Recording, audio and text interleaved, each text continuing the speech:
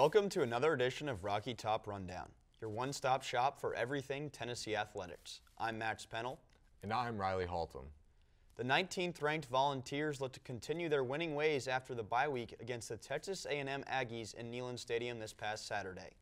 We'll pick things up scoreless in the first quarter. Max Johnson drops back to pass and delivers a C down the sideline to Noah Thomas, who takes it up to the Tennessee 5. Later on that drive, second and goal for the Aggies. Max Johnson, play action, bootleg, escapes some pressure, now rolls to his left, makes a defender miss, dives for the pylon, and the Aggies score at 7-0 Texas A&M early in this one. Ensuing Vols possession, out of the shotgun, Joe Milton hands it off to Jalen Wright, and he leaps over an Aggies defender across midfield. Tennessee starting to get the ball moving. Play action here, Joe Milton scrolls out, finds Jacob Warren, rumbles over a Texas A&M defender, and Tennessee would knot the score at 7. Great way to answer right back. Early second quarter, 3rd and 9, James Pierce is able to push the Aggies tackle into his own quarterback, Max Johnson. The Aggies would have to settle for 3. We're going to jump ahead into the second half. Texas A&M going to punt after a good Tennessee defense. And D. Williams, just the most electric player in college football right now. He's going to return it from the 39. Massive momentum shift. Vols needed it, and they respond. Tennessee up 14-10. That next Aggie drive, 3rd and 5 from midfield. Johnson finds Thomas again for a gain of 28. But with the offense struggling in this one, A&M has to settle for 3. Late fourth quarter, 17-13 Vols, 3rd and 10 for the Aggies. Johnson overthrows his receiver right into the waiting arms of Gabe Judy Lally, the Vanderbilt transfer. He's going to return it all the way down to the 6, but what do you know? UT is going to have to settle for another field goal. Last chance for A&M, 4th down from the 45. Johnson gets his team set, snaps the ball. He's going to have to back up about 10 yards because of the way that Vol defense had been playing. Throws it over the middle, right up to Kamal Haddon, tips it to himself. Just another massive play from the Tennessee corner. He's made so many in the recent weeks. That takes the win to 20-13 and moves the Vols to 5-1 on the season. Next up, Vols travel to Tuscaloosa to take on the 11th ranked Alabama Crimson Tide on the 3rd Saturday in October, one of the biggest rivalries in college football. We go from the gridiron to the hardwood, as our very own Eric Woods has all the details from Thursday's Market Square Madness. That's right, guys. I had a chance to go down to Market Square, where we got our first look at Tennessee's 2023 basketball teams. DJ Sturl started things off by hyping up the crowd before the Pride of the Southland drumline put on a show. Tennessee Spirit teams then took the floor and set the tone perfectly with the performance of Rocky Top.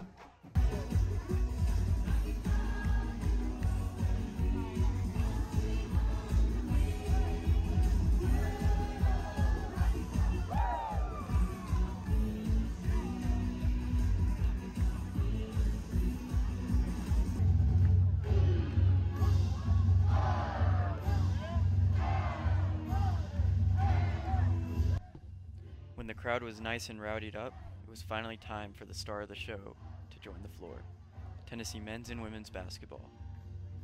Sturl rejoined the fun to introduce the players, street ball style.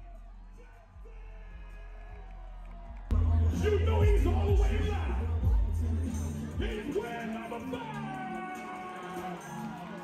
Give it up for the guy.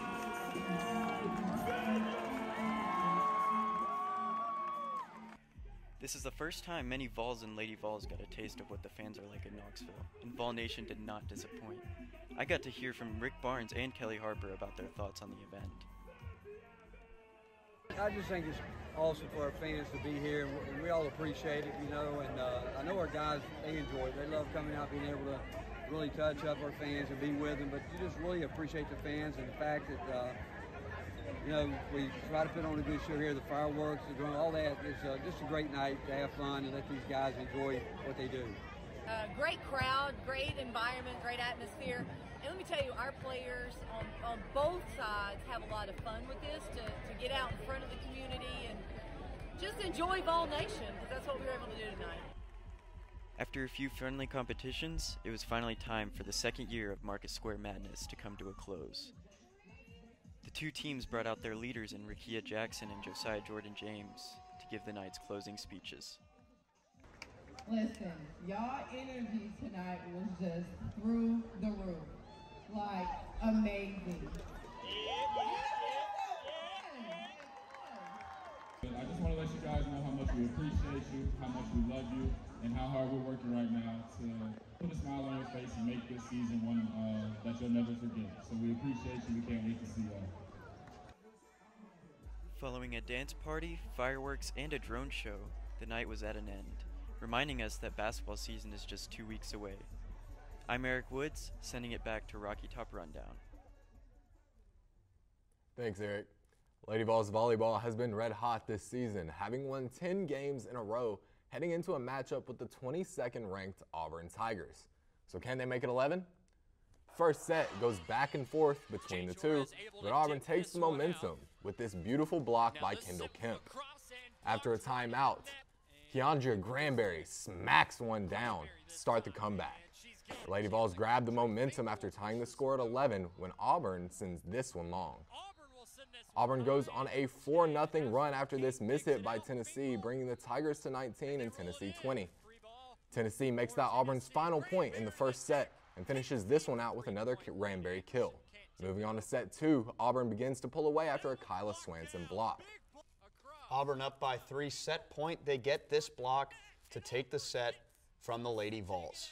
Now we are in set 3 where Auburn has a lead by 4, but this Erica Lovett kill brings the Vols within 3. Tied at 20 apiece. This missed serve by Auburn gives Tennessee a 21-20 lead. They take that momentum to secure the set point with another Morgan Finkel kill, her whopping 15th of the night. Let's jump to set 4, Tennessee leading by 9. Abby Eckler with that really nice ace. Lady Vols up by 10. The lead continues to increase as we bring it to set point. Claudia Pollock says, let's finish this thing, and slams it in the Tigers' face. Tennessee takes set 4 to improve their record to 16-2 overall and 7-0 in SEC play.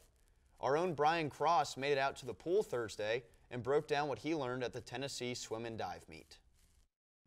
Today's segment is one I like to call Swimming for Dummies, where I learn the hard stuff so you don't have to. I decided to acquire more knowledge in the Allen Jones Center, where some of the greatest swimmers in the SEC have competed. Once I got inside, I had to remind myself that this is a business trip, and I should stay away from the concessions and the menus and be here at Rocky Top as a student of the game, watching the Tennessee Volunteers take on Louisville.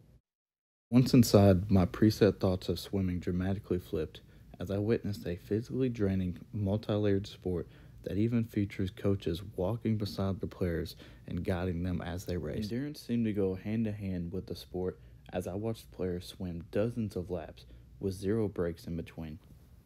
I believe swimming is the most competitive during the 50-meter races, which are short sprint races that focus on speed rather than endurance. In my opinion, the women's 50 was the most exciting race of the whole day, as freshman and Olympian Camille Spink touched the wall in a matter of 25.56 seconds, leaving many wondering during the race if she would edge out and break the speed record here inside the arena. Upon her touching the wall, the men waited for their shot at a 50 that featured one of the fastest swimmers in the whole SEC, Jordan Crooks. Many call Jordan a good athlete, or a well-deserving Olympian, but personally I think he is more of a dolphin. Yes, he does not have a blowhole, but you can see here he absolutely dusted the competition, finishing in 22.54 seconds, just a couple milliseconds off his national record of 22.20 seconds. Swimming is a complex sport that takes time to understand, but if you seek to stop being a dummy, I advise you to dive head first and experience it yourself. This has been Bryan Cross reporting. Thanks, Brian. The Tennessee Lady Vols soccer team looked to end their recent slump of poor play last Friday with a home game against Georgia. Let's go down to Regal Soccer Stadium for the highlights. We start only a minute into the game, and the Lady Vols are on the attack.